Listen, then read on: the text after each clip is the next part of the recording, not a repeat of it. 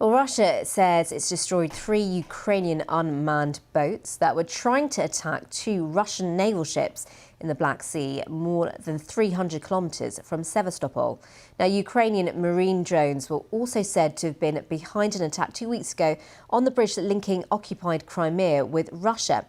Hours earlier, the mayor of Moscow said there'd been another nighttime drone attack on the capital's business district, the second in 3 days. Well, authorities say a drone hit the same commercial tower block that was struck on Sunday. You can see here some images of the damage in these pictures to that tower block.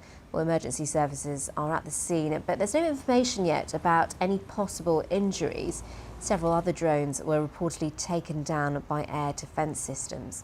Well, meanwhile, the mayor of the Ukrainian city of Kharkiv says at least 3 drones have hit populated areas of the city, one of them destroying 2 floors of a college dormitory and others hitting the city centre. One person is reported to have been injured.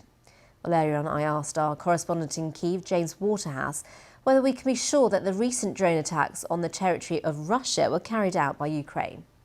I don't think we can say for certain it is Ukraine. I think there have been cases in the past when Kyiv has appeared to be responsible with these drone strikes deep inside either Russian territory or Russian-controlled territory inside Ukraine. But it's extremely difficult.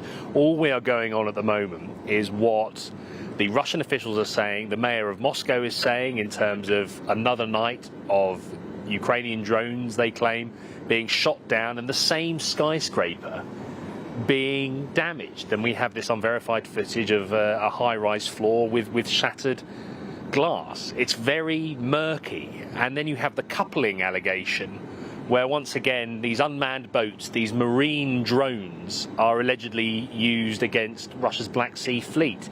We're told they were all intercepted. But we are talking about places that are essentially Russian fortresses. That's what the Kremlin likes to portray. And so I think there are 2 likely scenarios here.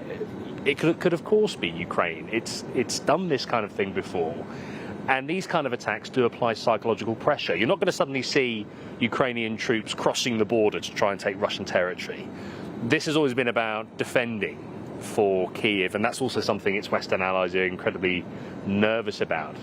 But we have to remind ourselves that Russia is a country which uses false flag operations, where it stages events to justify military operations. And it's also a country that has weathered an attempted mutiny in recent months. So we really do need to be bright-eyed and look at more than one possibility here until more information comes in. But it's interesting. Ukraine has attacks from the sky on a daily basis, but when we see them in Russia, it gets a lot more attention.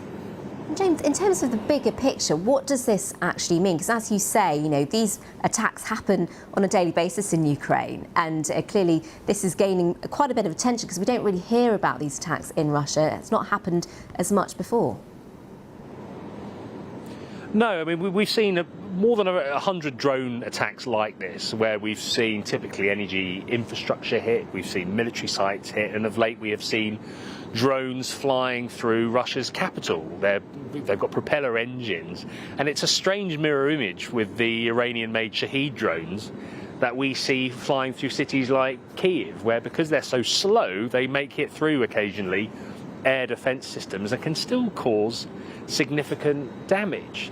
I think Russia's goal in its airstrikes of Ukraine is to suppress the population, is to lower morale. They have never really done anything to influence military developments on the battlefield.